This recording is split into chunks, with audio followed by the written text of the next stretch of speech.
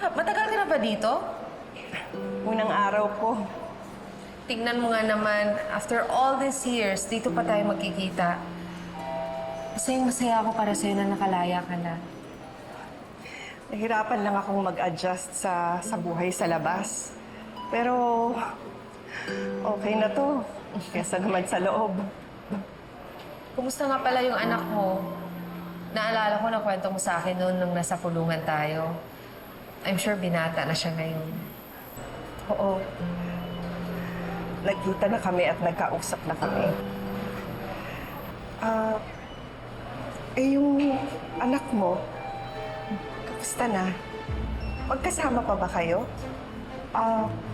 Mabuti bang lagay ninyong dalawa? Hindi mo ba naisip na